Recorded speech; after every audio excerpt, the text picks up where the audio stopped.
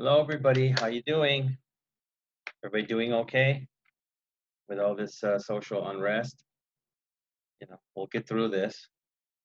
So, just to let you know, this is week 7. Last week was a holiday. It still counts as a week in the quarter, but you guys got a little relaxation from me not sending any new assignments. But today is week 7, so we have to do this. Got a few more weeks to go. So, we all know our school, right? International University of the East, right? This is from our Western Civilization class, which would be in the afternoon, right? 12:30 to 4:30. So today's chapter is the age of expansion, exploration, and colonization.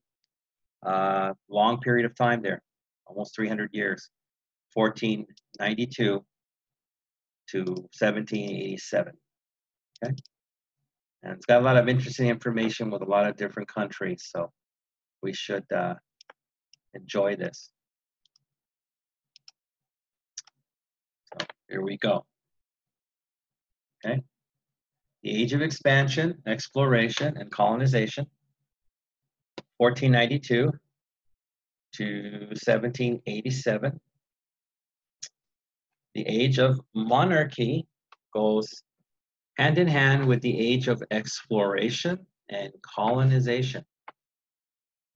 While European monarchs viewed one another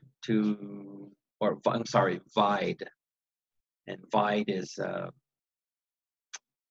kind of like fought against each other. It's a word that's not too commonly used, right? They talk about people vying for power, so they're competing, right?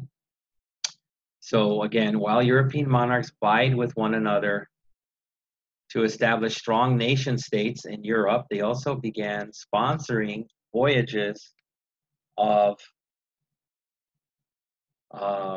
exploration beyond the known world. So again, at that time, a lot of people, since they had not traveled beyond the European continent, they didn't know how large the world was. Many people believed that the earth was flat and that if you just kept on going in the ocean long enough that you would fall off the side of the world. So that's the thinking at the time. So the purposes were fourfold. So that means 4 reasons: trade, conquest, and expansion, religious conversion, and curiosity. The primary reason for their stupendous success can be summed up in one word: guns. So let me go over some of this minute vocabulary for you so that you understand everything. So we all know exploration and about people who explore. So colonization is when you go to another country and you more or less take it over and start running it and colonize the people there to work for you, the original people. So conquest is when you just actually take over a place. So Spain took over the Aztec city of Tenochtitlan and took over the Aztec Indians. That's conquest. Trade, just trading for things that you don't have. You will see about spices and things like that that the Western Europe did not have. Then expansion, which means growing your country by having more properties or areas that you control, and they could even be islands. They don't have to be directly connected to you. So if you remember, well, I don't know if you do, probably too young, but I remember 1997, I think I was 5 years old. China was giving back Hong Kong, okay? Hong Kong was not connected to England, but they had owned it for 100 years. That's how long the contract was. So it's still expansion. Religious conversion, a lot of times when countries invade another country and take it over, they also want them to adopt their religion. So that wasn't only Christian countries, but the Muslims still do that to this day. If they take over an area, they develop the Muslim religion as the primary religion there. So that's another reason. And then curiosity, the plain old fact, which also still exists to this day, that people are just curious about places they have never been and want to know about the people, the geography, the food, many, many things. So curiosity is another big reason for exploration. That's why we're still trying to explore the planets in the solar system, right? Curiosity. Okay, and then you have the word stupendous, which means just, it says here stupendous success, which means like terrific, fantastic success. Can be summed up or can be added up in one word, guns, right? So that meaning is that when they went someplace and they wanted it bad enough or there was a dispute, usually the native people only had arrows, spears, knives, but the European voyagers had guns, and that's not only rifles and pistols, but also cannons. So that's a big reason for their success. So continuing on this page, Europeans had long been trading with Asia, but the overland routes were problematic. So we talked about that before, the Silk Road. Going overland, goods could not be transported any faster than a horse could walk. Also, some places are deserty and you have to use a camel. Camels are not the fastest animals in the world.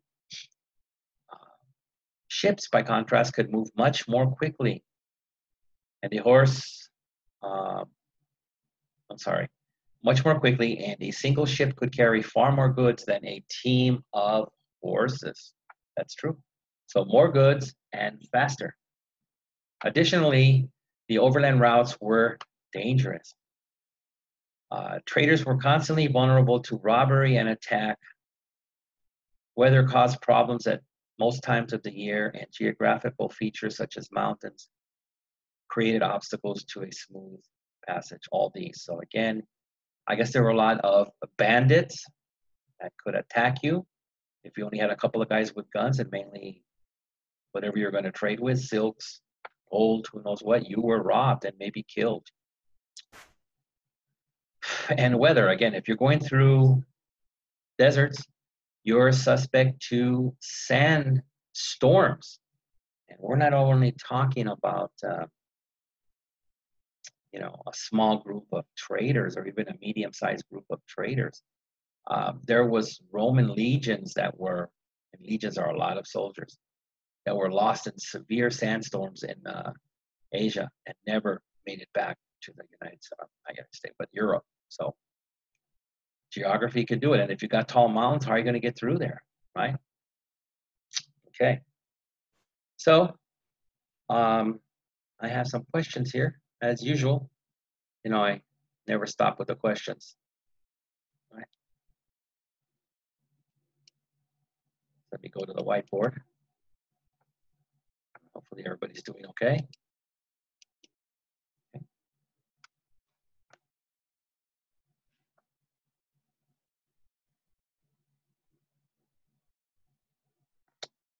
Oh, the capitals. Okay.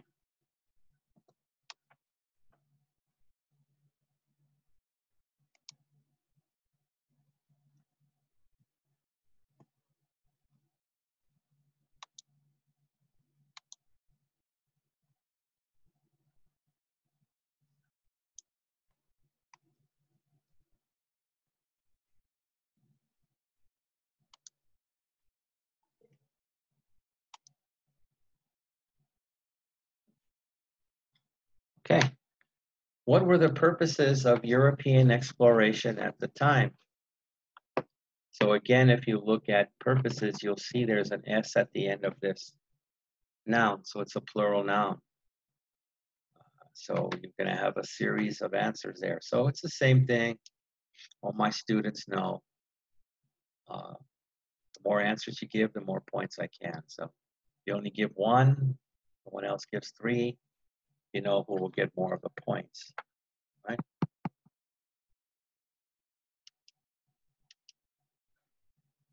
So I only have two on this page. It's a short page. So I'll be kind.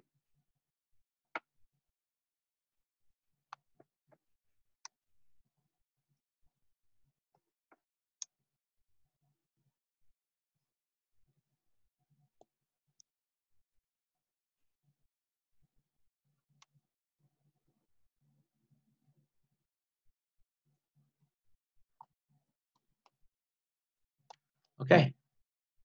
Question 2. What was the primary reason for the Europeans' success? So we just talked about that at the end.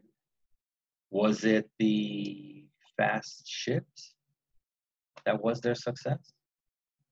What one main thing made most of their journeys, voyages, as they say, to be successful?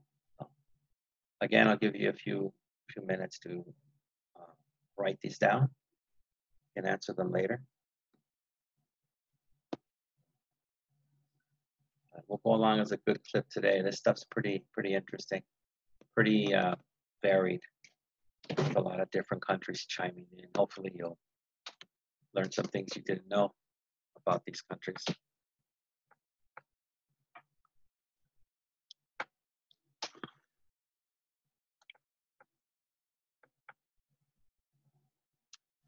Okay, you ready for me to wipe this out? Okay. Go to the eraser. Okay, what were the purposes of European exploration at that time? More than one. 2, what was the primary reason for the European success? Was it that they had credit cards? Maybe not. Okay. All right. PowerPoint. Okay, so we finished the first page. And proceed. Okay. Factors ate into profits and made the traders look around for water routes to Asia, since transport of goods by water was much easier, more efficient, and less hazardous. Okay. We have an interesting term there. It's like a business term. Ate into profits. Okay. It's kind of a metaphor. It means that these struggles with the land routes, the silk routes of Asia, with bandits and sandstorms and mountains, whatever profit you made, you lost some profit. So it's like those bad things ate, like an insect. They ate some of your profits, and it made traders look around for water routes to Asia. So faster, again, very slow could run into your profits too. Easier, more efficient, and then less hazardous, which means less dangerous. Okay.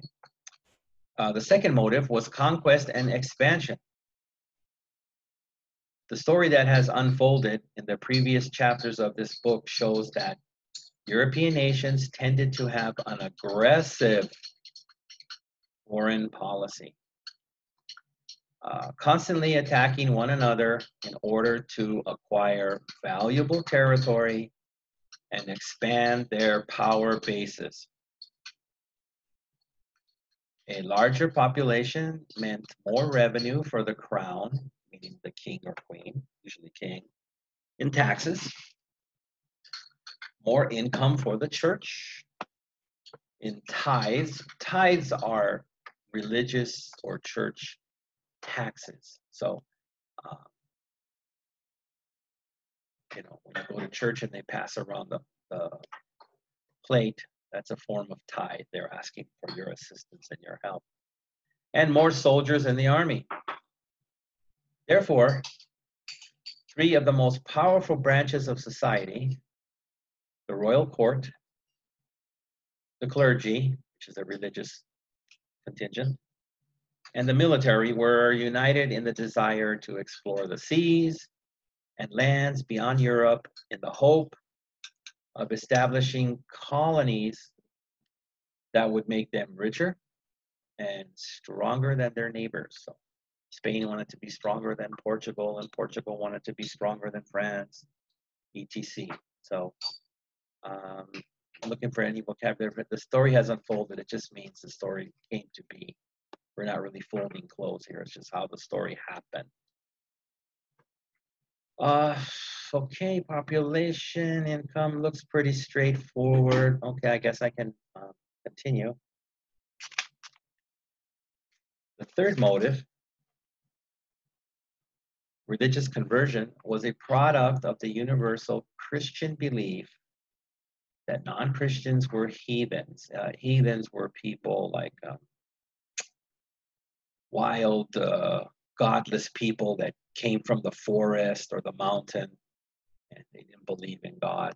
They did a lot of bad things, so that's what non-Christians believed. People were heathens, and that it was a Christian's duty to convert them, thus saving their souls from eternal damnation after death.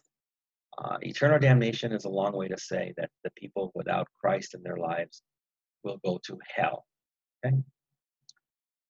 Just as a nation is politically and economically stronger with a larger population, a church is stronger with more believers.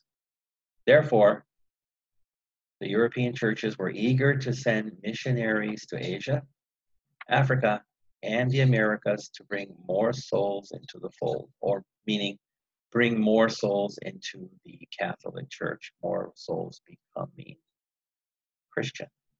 And again, conversion or convert them is you have no religion and you take mine, or you have a religion and then you take mine. You are converted. Right? Okay. So there's a little more on this page and on the vocabulary. Okay. Okay.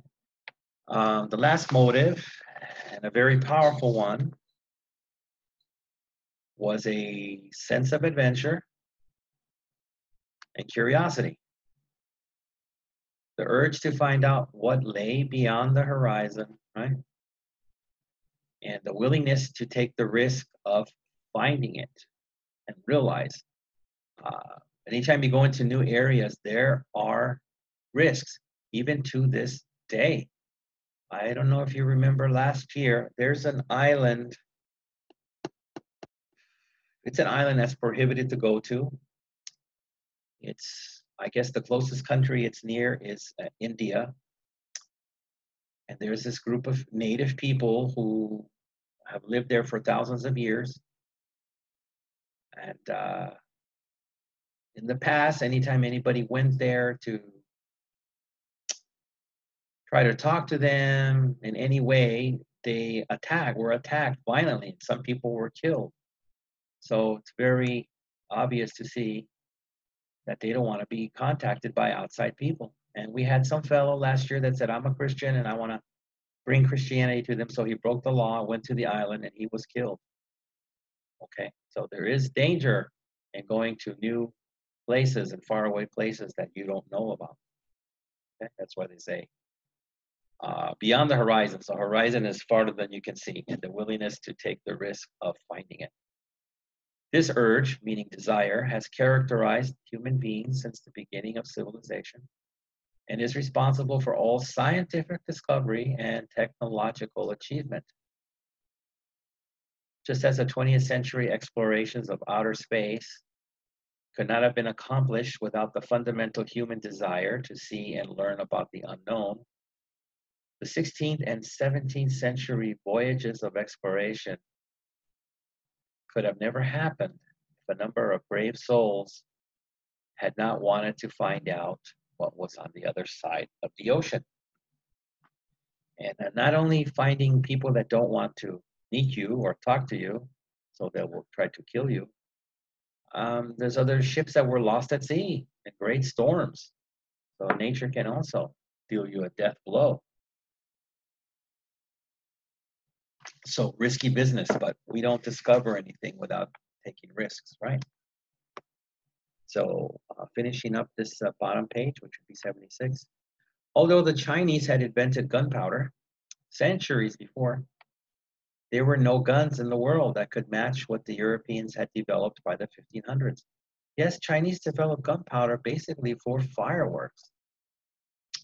They called Europeans barbarians, and it was the wild barbarians that developed for muskets, which were the first long-range rifles, pistols, and cannons. So, yes, same product, different purposes. One of the most important axioms to understanding history is that any conflict with the side with the greater firepower always wins. So an axiom is like a accepted rule. So it says any country with the greater firepower, which can be a navy, a larger army. We always talk about China having the largest army in the world. You have a battle with a smaller group of people or less firepower. Usually, 99.9% of the time, they win. But we've had some exceptions. Depends how you fight. I would say that Vietnam was overwhelmed in the Vietnamese War, but the way they fought in tunnels and the jungle, which was to their advantage, they were not overpowered, right? At least at the time. But usually that's the case. That's why we have a similar case just for people where we say, if you have a large man and a small man, they're going to fight, and both have equal skill in fighting, then usually the larger, stronger man wins, right? The reason why someone smaller like Bruce Lee won is because he had more skill than the larger man. Okay. The Asians had much less sophisticated guns than the Europeans. The Americans had no guns at all. Wow, that's changed today. We know that. This is almost certainly the main reason the Europeans were able to impose their will on the peoples of other continents. So to impose is to force, enforce their will, meaning they could do whatever they wanted to if they wanted to take your land or what have you, because they had the greater firepower, right? Okay, so I have got some questions on this page.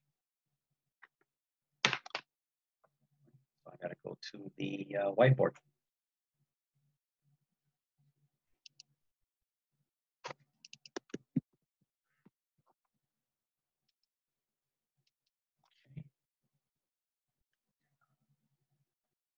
All right.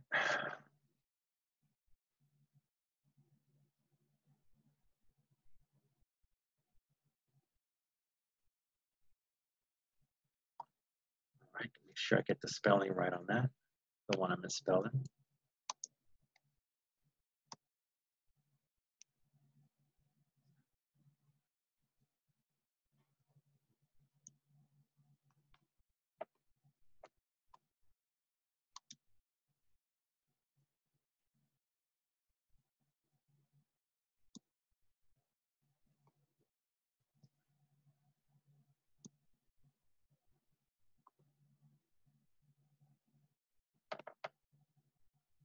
Okay, so question 3.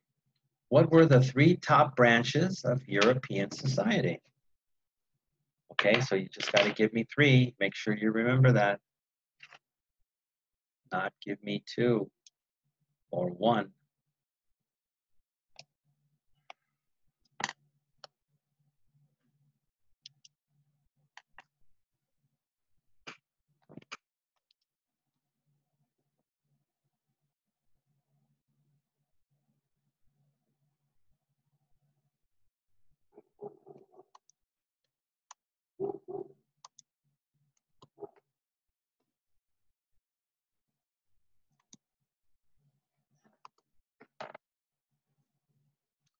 Okay, like I said, there's a few. The branches, and each branch had a different motive for explanation. I mean, exploration, excuse me. So, the Christian one, what was their motive? To give out free crosses or to give out communion? So my Catholic people will know what I mean by communion. So what was their motive for exploration of these unknown countries?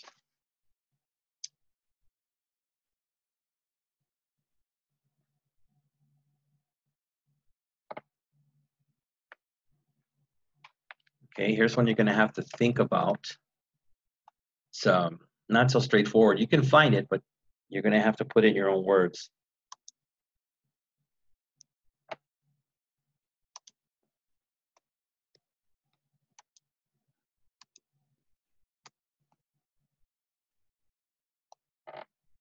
Okay, and that's my last one on this page. What was the purpose of adventure? Right? What was the purpose of adventure? Why do people adventure? So this could be for all of them. It's a certain purpose, right? Why it's like you could say now, like, why do people travel? Why do people travel to Hawaii? Why do people travel to Mexico?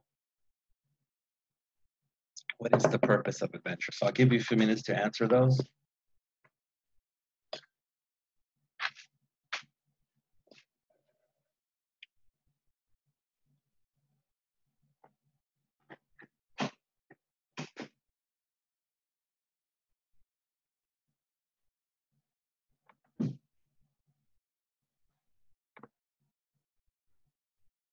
Again, I hope everybody's doing fine and okay. We have a couple of weeks left in this quarter.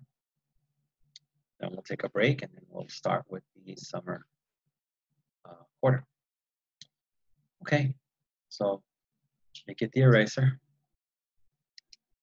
All right, three. What were the three top branches of European society? Again, these were the most powerful. And again, we're not talking about branches on a tree. 4, what was the Christian motive? So what was their motive? What was their reason? What was their desire for these voyages of exploration? Might be different than the militaries. And 5, what was the purpose of adventure for all? What is the purpose of adventure for anyone? So you can answer that personally, then you can probably just answer this question.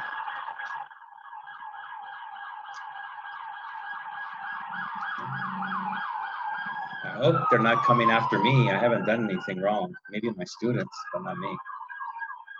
Okay.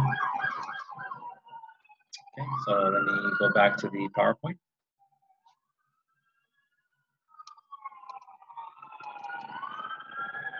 Okay.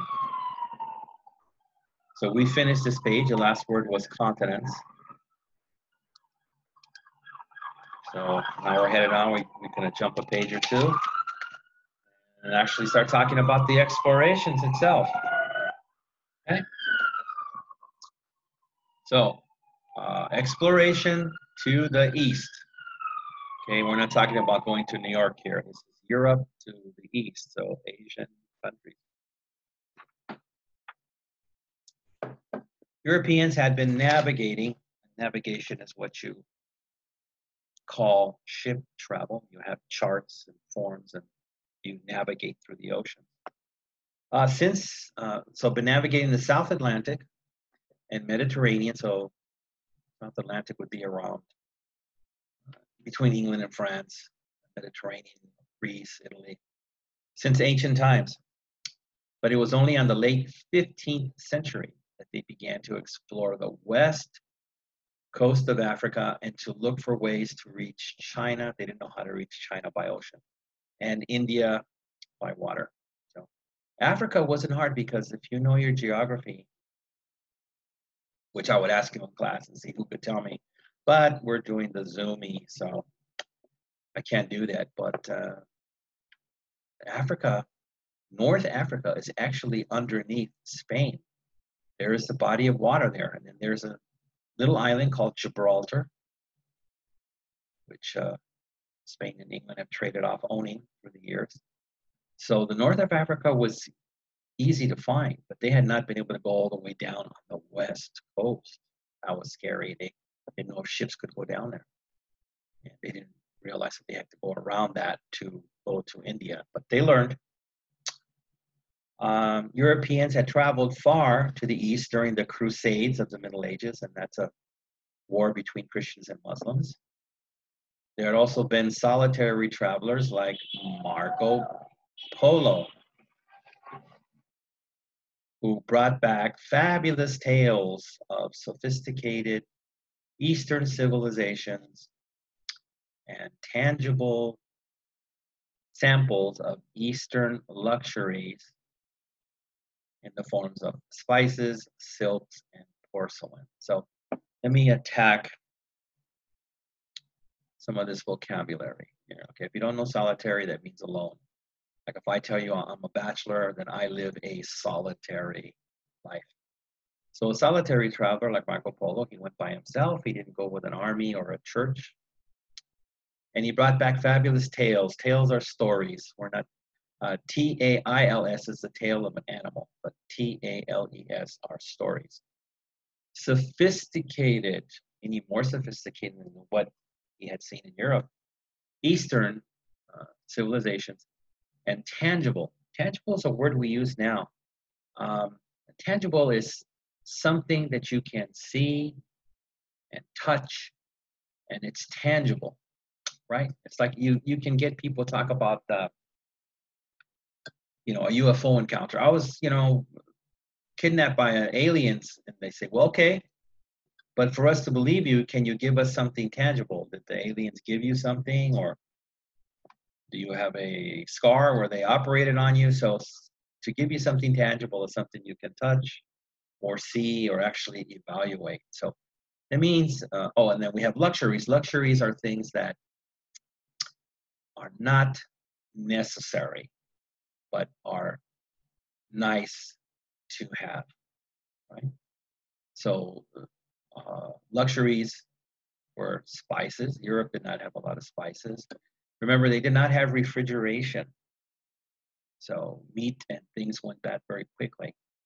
Later, when they got spices from Asian countries and there was no refrigeration, spice could hold the meat for a number of days without the meat going bad. That was the first technique before refrigeration. And then nice silks, which Europe did not have silk, and the bone china porcelain from China. So you don't necessarily need a silk dress or a porcelain teapot, but they're nice luxuries to have, right? Today, I don't know, if you just have a regular car that works and it's in good shape, then you don't really need a $100,000 Bentley or Tesla. That is a luxury. Unless you're super rich, then maybe it is a necessity. But not for a guy like me. I'll just take a horse. Such items, especially the spices, which not only improve the taste of food, but also help, like I said, preserve it in the age before refrigeration. Were highly valued in Europe, commanding high prices because of their scarcity. And anything that comes from the word scarce, anything that's scarce, there's not a lot of it. Okay. But so, for example, there isn't there is a Mongolian community here, but you don't have it like, let's say, K-Town.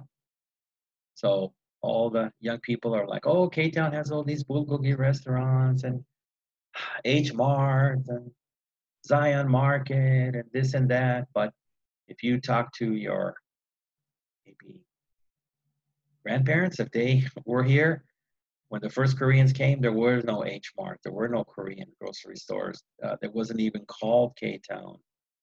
There probably wasn't even a Korean restaurant. The first people that got there had to start opening things. So most Korean products at that time were very scarce. Okay, that's the difference.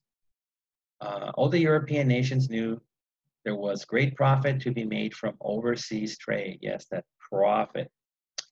If one could establish an easy, efficient, and economical route. So anything like that in the modern time would be, in the more modern time, not necessarily today, but areas that were not connected by a freeway, let's say, and they were far away, but they needed goods. So if you could put a freeway, then all of a sudden, boom, people that didn't live in downtown LA with a great availability of goods could now take the freeway, go, and then go back to their either suburb or country style living.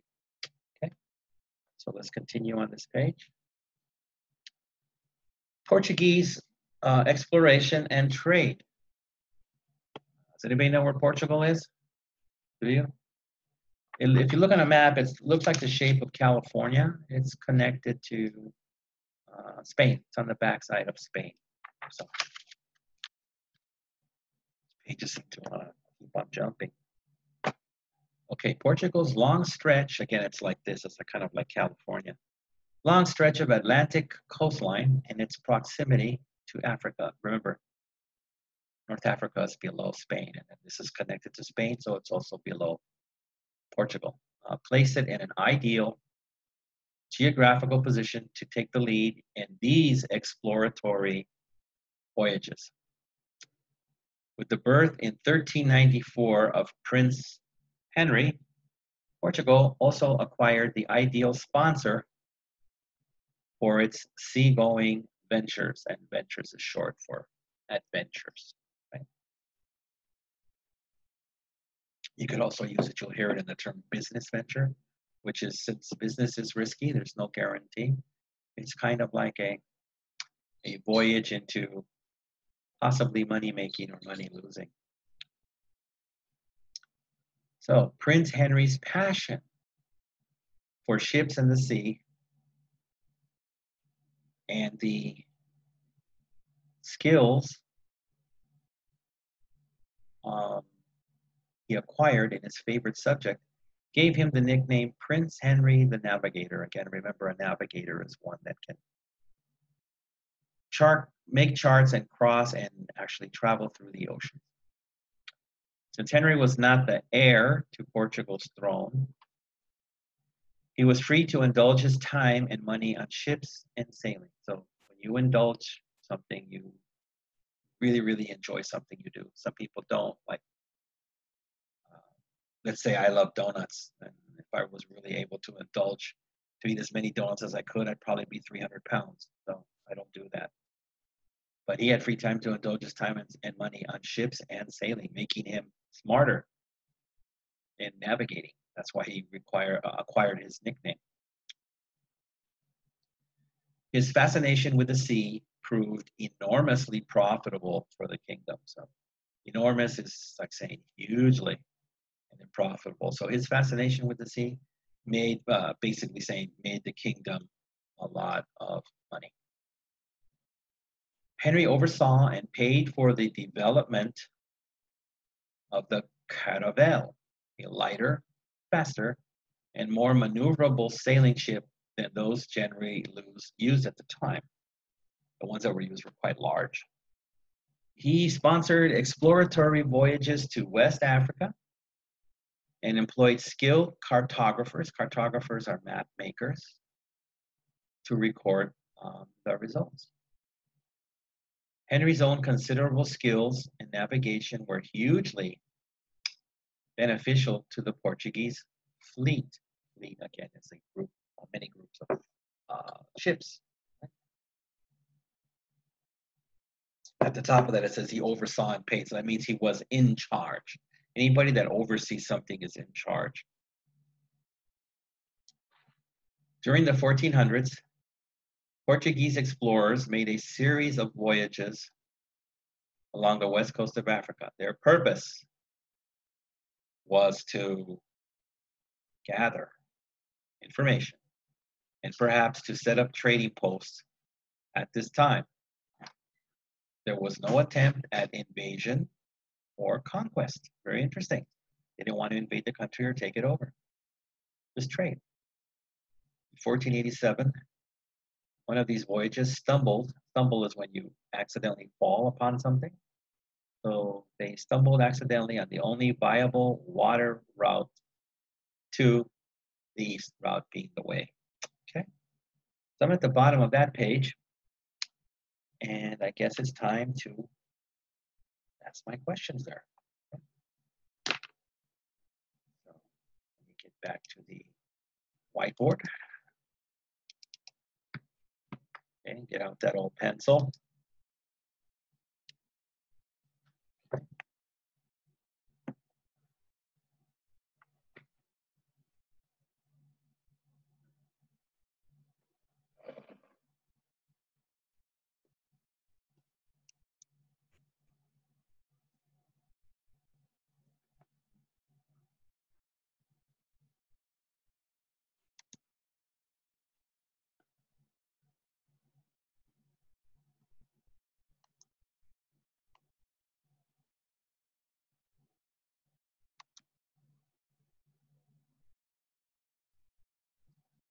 Okay, first question.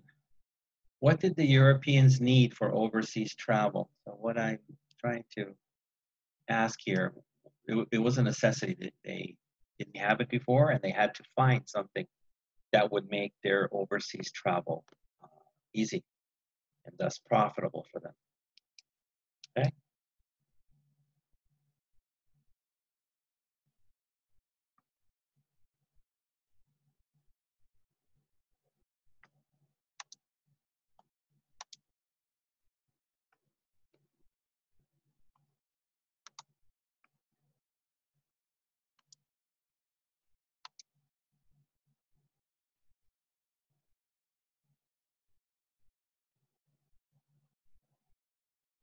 Okay. Who was Prince Henry the Navigator? So you're going to actually have to tell me who he was. Right? I kind of asked this one in a reverse way. You know, I want you to give me the information of who this person was and why he had this nickname, which actually makes it easier for you. Okay. And this looks like my last question for this page.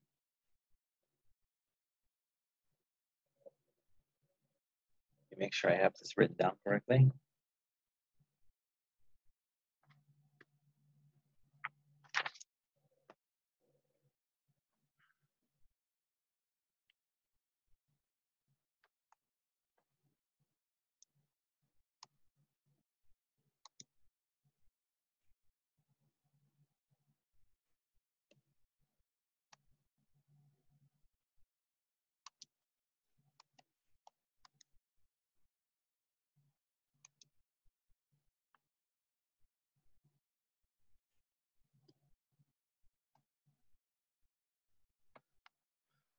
Okay, where did the Portuguese voyage in the late 1400s? Did they come to California? Did they voyage to South Korea? Where did they go? Your key there is proximity. What was close to them? And I mentioned that many times. Okay, I'll give you a few minutes to write those down. I don't want anybody telling me, oh, the teacher was so fast, I couldn't write down the question. Teacher Napa, call the police. So I don't want that to happen. Right, Mr. Hong, right? Right, Young Peel. Yeah.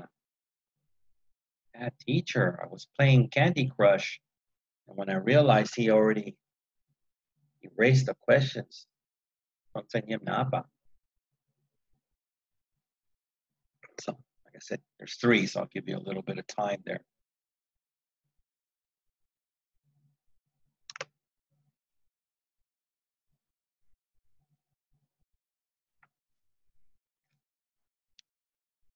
You don't hear the police anymore, so you see I am innocent. I didn't commit any crimes. They didn't come.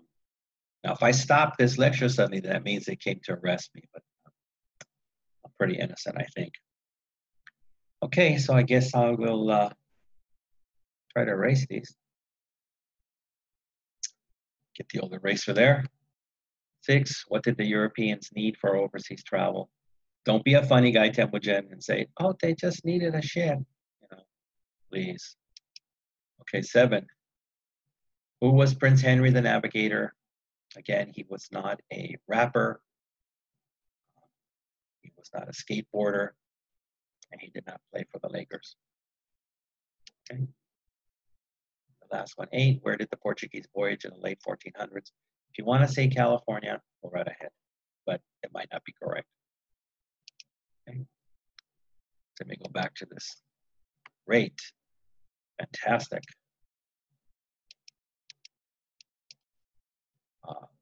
Reading. Okay, so we finished this off. Remember, we said in 1487, one of these voyages stumbled accidentally on the only viable water route to the east. So we can proceed. Just going to get better and better.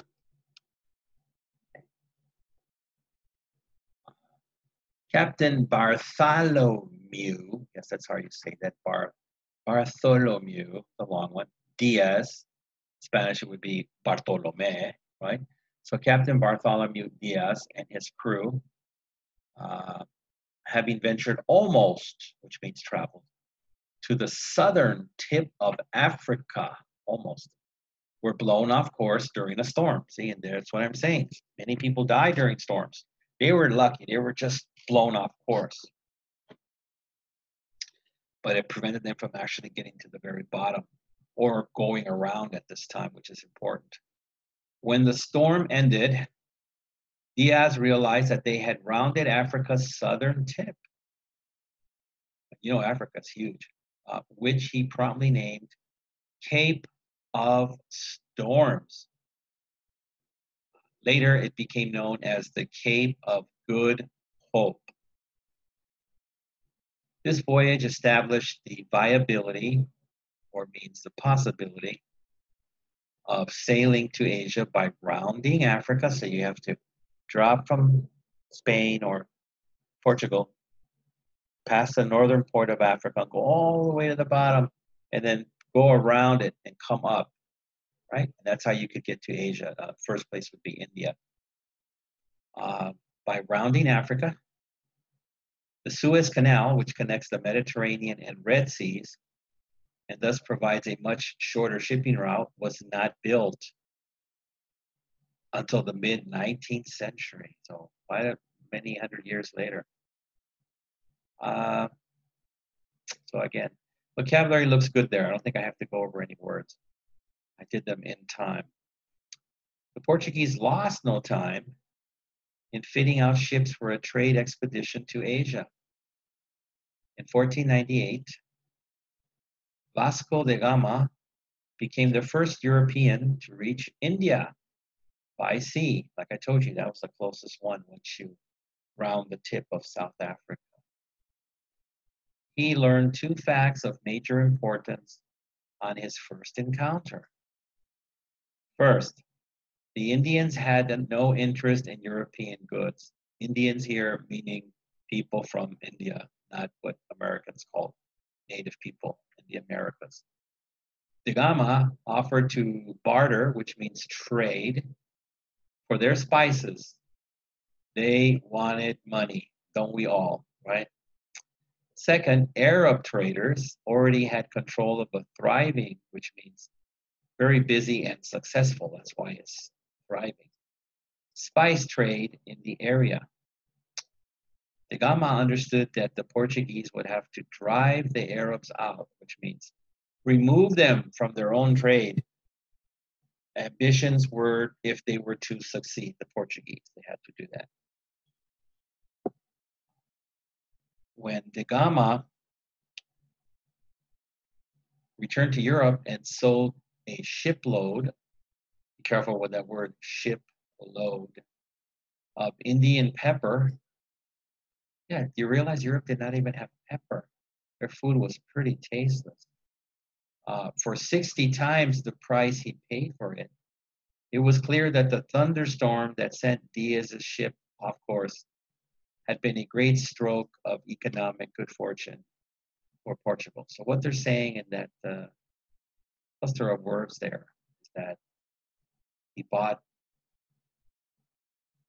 Indian pepper at such a low price and then sold it in Europe because people were starving for it, 60 times the price. Now he was happy. He was lucky that the thunderstorm sent him off course and he found these Indian people to trade with for the spice. But like I said, they probably took the money. Okay, I'll go to the second part of this page. As a small nation, and again, it looks similar to the size of California, so some people could say it's a sliver, Portugal. It's not as wide. Spain is like a big box. As a small nation with a small population, Portugal was interested not in conquest, but in trade, which is nice. At this point in history, the Portuguese made no attempt to invade or colonize African or Asian nations. But remember, this is at that time. Maybe they changed their minds later. We shall find out. Their goals were commercial, which means business-wise. To establish permanent trading posts with small staffs and to make money. Their first trading post in the area was in Calicut at the southern tip of India. In 1510, they managed to oust, which means kick out, the Arab traders and establish their own presence in Malacca on the Malay Peninsula. Malacca is in the country of Malaysia. And I have been there. It's a beautiful, beautiful area. And Goa on India's west coast, which is Goa, India is known for their beautiful beaches. A lot of American hippies went there and never returned to the US in the 70s, I guess. Arab traders would continue to operate in the area, but on a smaller scale. They were especially successful in continuing their trade with Venice, meaning Italy, to which their ships had an easy access via or through the Adriatic Sea. During the 1540s, so you see this keeps on going. We were just talking about 14 something, then we went to 1510, now we're 1540, so it's just sailing along, as they say. During the 1540s, Portugal became the first European nation to make direct contact by sea with Japan. And by the 1500s, the Portuguese had set up trading posts in China and throughout the Southeast Asian islands. Yes, and this will, most Americans, they'll not pass this part of a European history test. They all think it was Admiral Perry of the British Navy that was the first Westerner to make contact with Japan, the first Gaiji. But actually, it was not. It was the Portuguese who made the first contact with Japan. And remember, I've told you, or my students in the past this before. Again, if you were here, if we were in class, I would ask you, what is considered the traditional Japanese food that has been in Japan for hundreds of years, but actually does not come from Japan? And usually young people cannot guess this. Older Japanese can guess this. So I would ask you this and wait for your answer. So I'll wait. Okay, you don't know? Good. It's tempura. Yeah. Japanese did not have deep frying techniques at this time. So tempura was brought from the Portuguese. It's not originally Japanese. So don't get upset. Don't get violent. But not originally a Japanese cooking technique. Okay. Japanese folks tend to be like other Asians, like nice, fresh food, fresh fish. The Europeans always are heating and cooking stuff. So, in addition to purchasing Asian goods for export back to Europe, and the Portuguese made a handsome profit, which doesn't mean it looked good, but it was just a lot of money, by carrying goods between Asian nations, not only Japan and China, that traded with one another, such as China and Japan. So they were the major ones, but there were other ones, you know. So now we've gotten to the bottom of this page. So that means I have to ask my next set of questions.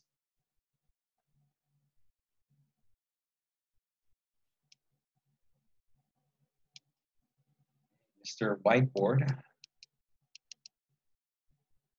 Okay. Okay, and I think you're going to get lucky here on this page, which would be 79. I'm only going to ask 2 questions. Oh, I must be getting old. What's going on here? I should ask 3 or 4. I know Temujin would want more. Right, definitely. Okay.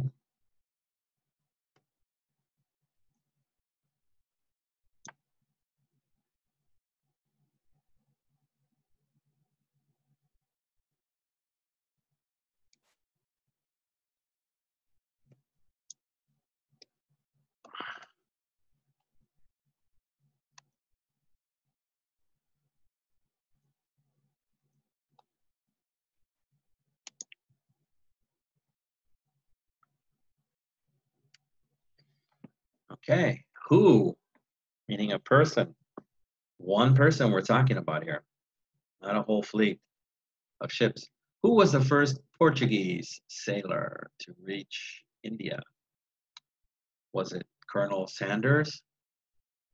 Was it Ronald McDonald?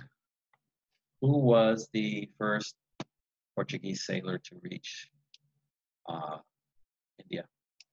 So I guess it could not be Colonel Sanders or Ronald McDonald because they're American, they're not Portuguese. If they were, it's a possibility. Right? Or maybe the girl Wendy from Wendy's Hamburgers. Okay, you get the next one, and you're lucky, there's only 2 for this page. Must be getting slow.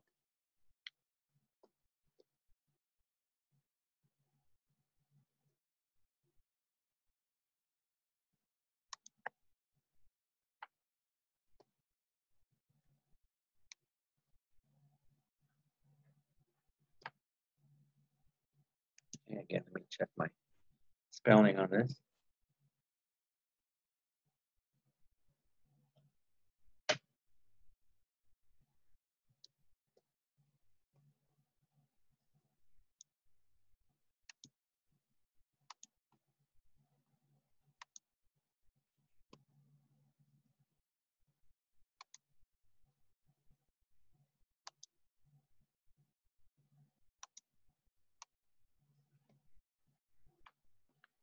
Okay, so my last question on this page. During the 1540s, Portugal was the first European country to do what? What was it that they did before any other European country? So I've had some silly students before say something like, oh, in the 1540s, Portugal was the first European country to win the World Cup. It did not play soccer at that time. Okay, so I don't think that's the answer. Or Portugal was the first European country to open a McDonald's in 1540. It was not a McDonald's in 1500s. Okay. But that's for my funny students, my silly students, right? So I'll give you a few minutes to write those down. Again, I don't want to seem like the bad guy here. Yeah. Like I said, hopefully everybody's doing good. Inky and Tull. I wonder if Tull's had the baby yet. You better be careful, Temujin. Babies are expensive. I wonder how those ladies are doing. Besides my usual students like Lesa, Miss Bay. I wonder if Miss Bay finally married Top, the singer, the rapper. Okay. I gave up chasing Amy Sue, so who knows? Okay, so here's the 2. Let me go to the eraser. 9, again, who was the first Portuguese sailor to reach India? So just give me the name of the guy. Oh, did I give it away? Maybe it was a lady. Okay, and then 10. During the 1540s, Portugal was the first European country to do what? Again, it's not win the World Cup or open the first McDonald's in Europe. Okay. So those are done. Let me go back to this delicious lecture stuff. Okay, so again, we ended off with Asian nations that traded with one another, such as China and Japan. So we have to proceed. Now, so we've talked about Portugal, English, Spain. Now we're going to the Dutch trade. So we're going to learn about a lot of different folks here. Okay, so we would be on 80, as you can see. Like Portugal, the Netherlands was a small state nation without the large armies of the great powers like France. It had concentrated on economy rather than foreign policy. So any type of prior exploration. By the turn of the 17th century, The Dutch had developed Europe's most substantial sailing fleet. So even though they were a tiny country, wow, they developed the strongest and largest sailing fleet. The first Dutch voyage to the east took place in 1595. And again, we've had a lot of different dates here. I am not asking you the dates. If anything, I will supply them. I mean, I could be sneaky and ask you one, but you know, it's going to be easy for you. It's not going to be difficult. It's like if I asked you, I have Korean students here, when did the Korean War start? And if you don't remember that, I go, you're in trouble. The East took place in 1595. It returned more than 2 years later with a cargo, so that's a long time traveling, that made huge profits, showing the Dutch that shipping trade in this area was financially viable. Again, viable meaning doable, right? Meaning doable. So to give you an example of something like that, if you're Korean and you open some kind of Korean restaurant in K-Town, and you have a good product, it's probably financially viable. Let's say you make some kind of real authentic Korean dish that Korean people really love.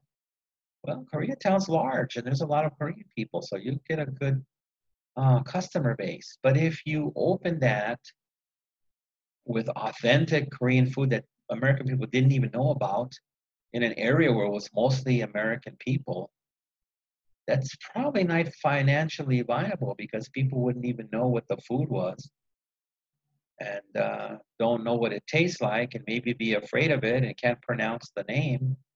So you probably go out of business pretty soon, but you would be more viable in K-Town.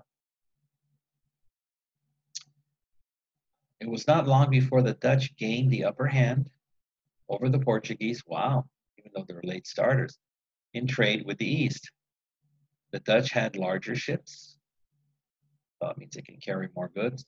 In addition, they did not carry guns, meaning cannons, big, heavy cannons, which left more room for cargo supplies.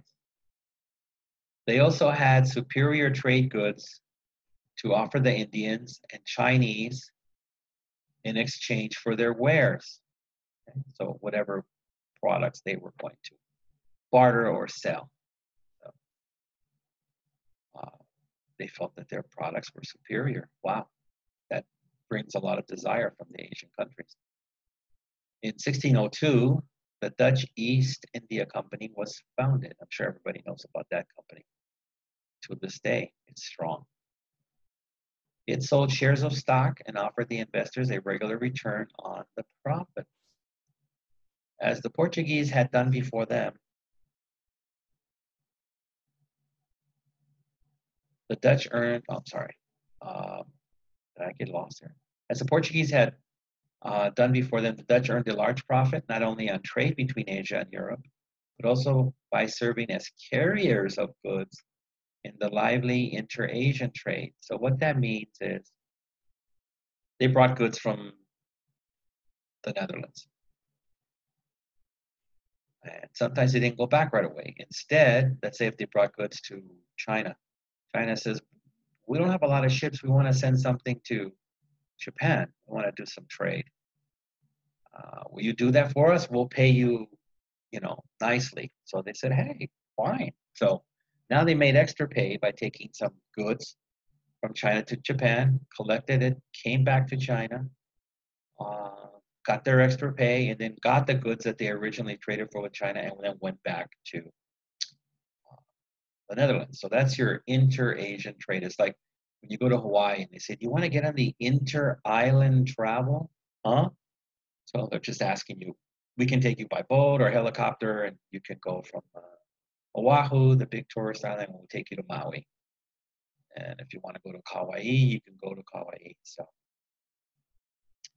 that's how that inter thing works. So ending off on the page, on the European mainland, Spain was trying to subdue the Netherlands, which means take them over, beat them up. Since Portugal and Spain were allies, good friends, this gave the Dutch the excuse to attack Portuguese ships and strongholds in the east. By mid-17th century, when Spain finally recognized Dutch independence, the Dutch had ousted the Portuguese, which means kicked out the Portuguese from all their trading posts in the Indian Ocean, Indonesia, and China seas. Wow, it's pretty tough. But like I said prior, a few pages prior, Europeans' foreign policy was very aggressive at the time. So we don't want you here, we want to take over. Okay. So that brings me to finishing that page, and that means we're going to have some questions. And guess what? I'm sad to say it looks like another only 2 questions. How dare I do that? Terrible.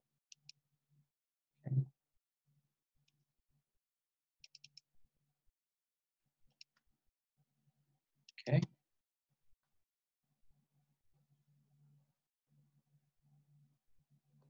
Okay, let me check the spelling.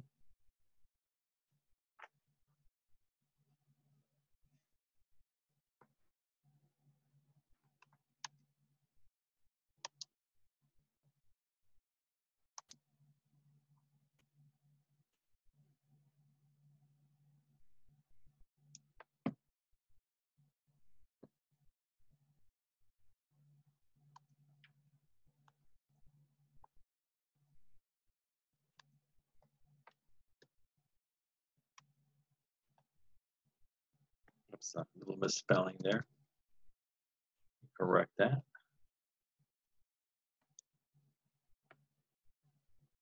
Okay. By the 17th century, the Dutch had developed what? What did they develop? A motor car? The straw? A handkerchief? What had the Dutch developed? Remember, keep it in the frame of what we're talking about in shipping and trade, and then you'll find your answer. Okay. So, sadly, only 2 questions on this page too. I think I want $20. I'm being too nice.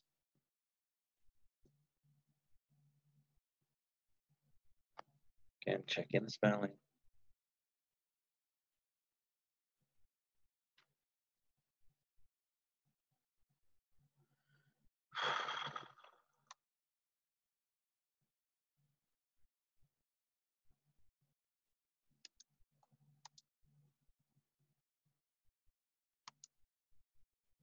Again, I will supply the date, not you.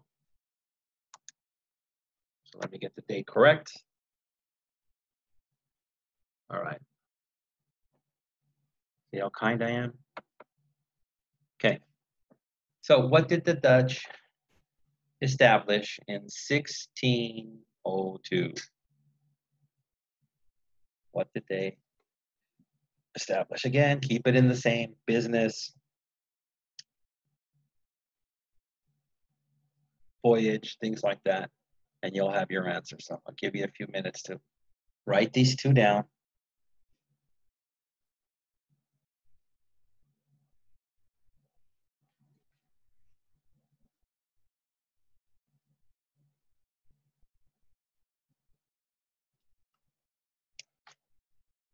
Okay, so hopefully you're enjoying that. Okay.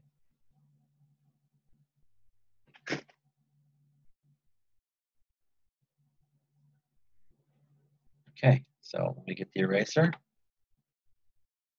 You've had your time with those 2. Question 11, by the 17th century, the Dutch had developed what? Goodbye. 12, what did the Dutch establish in 1602? Most of you were around in 1602. I wasn't, I'm too young, but probably you guys were around, right? Okay, so that's gone. That would be 80. So I guess we've only got 2 more pages and we're done. Wow. What am I doing? We're going too fast. Okay. So again, we ended with the Dutch kicking out the Portuguese from all their trading posts in the Indian Ocean, Indonesia, and the China Seas. So we must proceed. So now we're off into French exploration. Wow.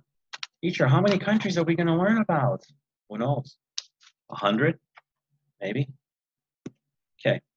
French exploration.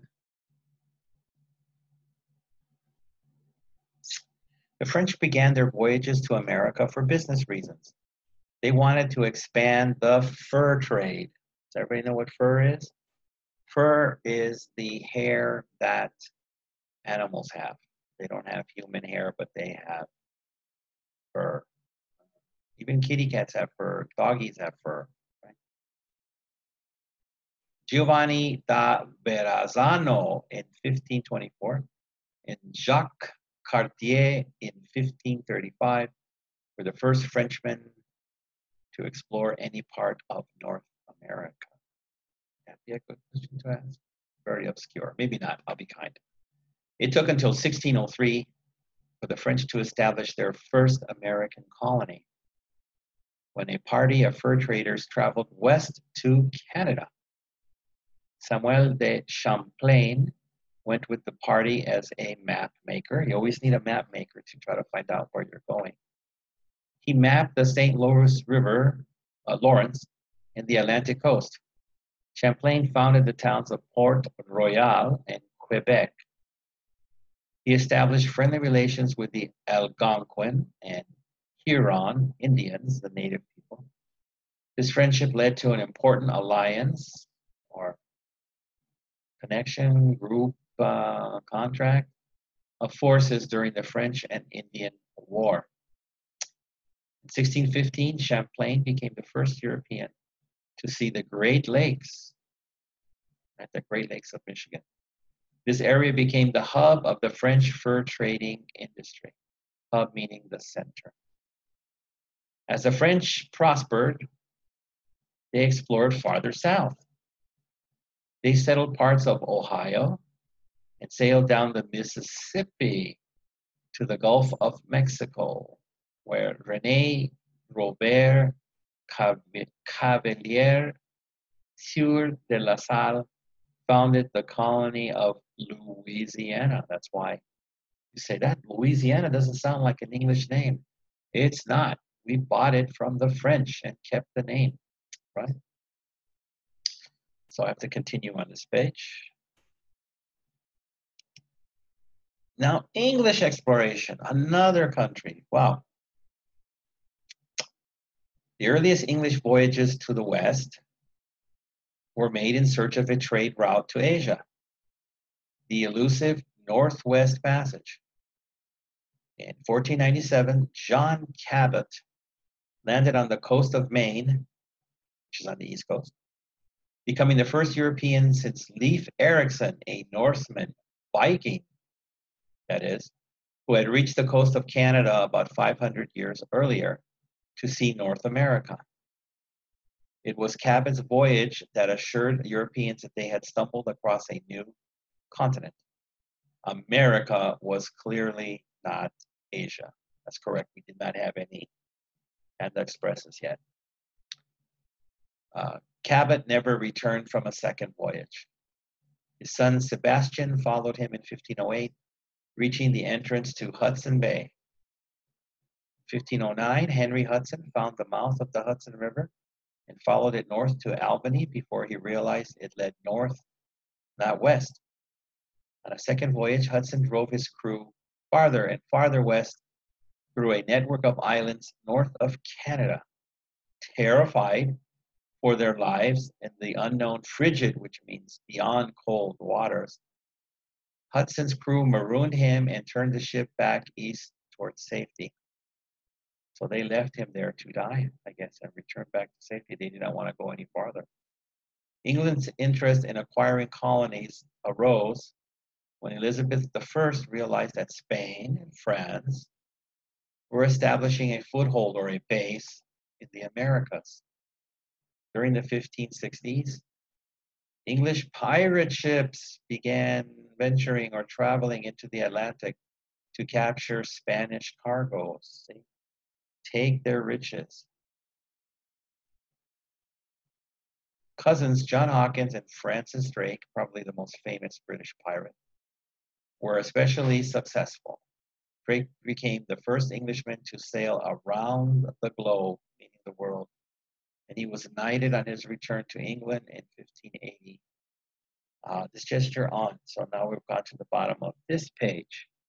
Okay. That means I got questions.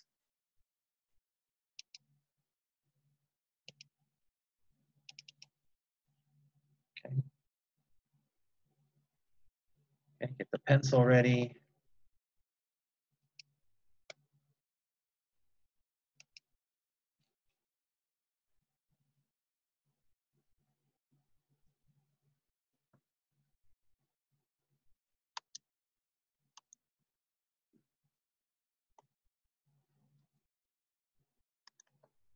Checking the spelling.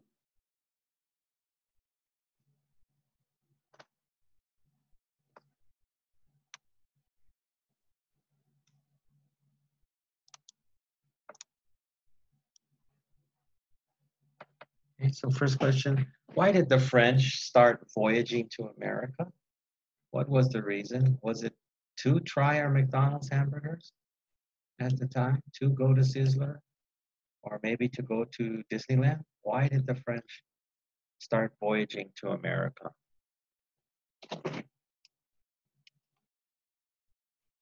Next one. Okay.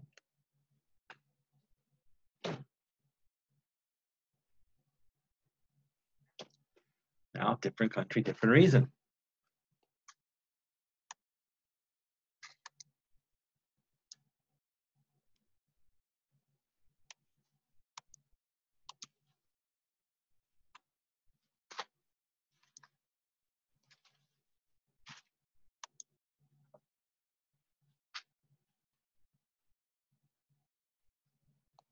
Oops, so many capitals. Oops, I guess I'm getting tired. We're getting close to the end. Okay, what was the reason for the English voyaging to the West? What was their reason? And guess what? On that page, only 2 questions. Yes, sir. Right? Or can I sneak another one in there?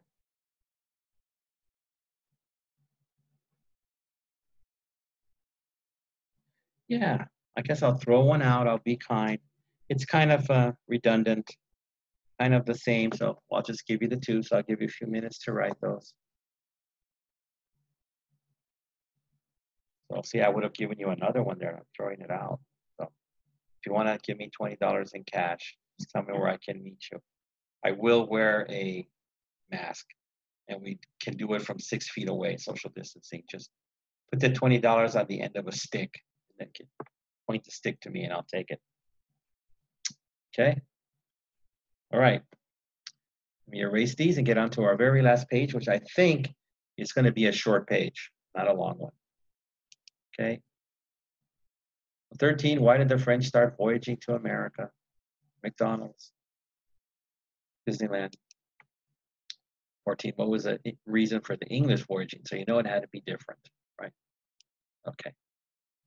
Get that last page. Okay, this is where we went. This gesture on. And as you can see, it's a short page, like half a page. Yay! We're excited. Okay.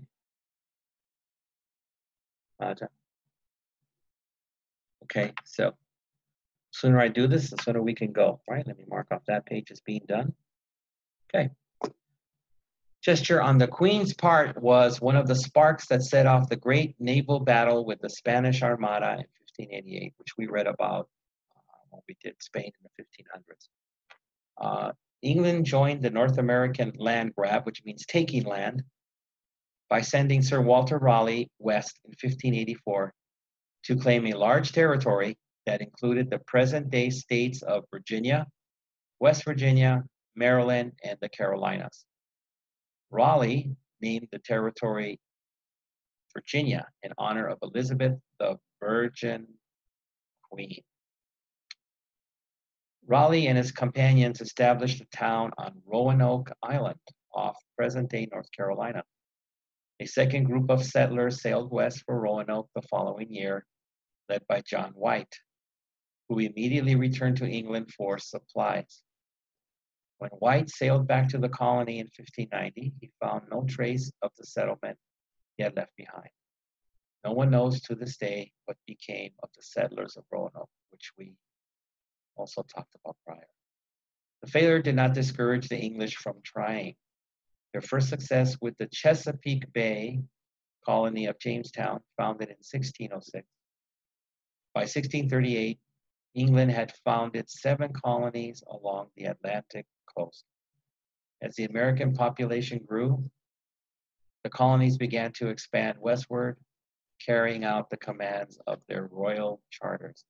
And that's it for the reading, folks. Are we excited about that? But looks like teacher has one question for you on the last page.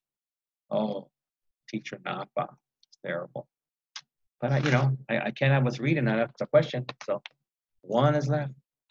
Let me go to the whiteboard. And then once I finish this question, we are done for the day. Okay. So can we get the pencil? What kind of question could I possibly ask here? We only had half a page. Okay.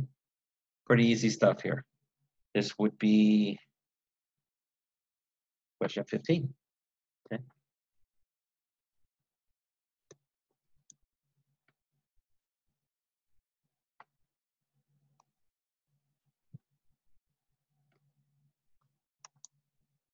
Spelling check.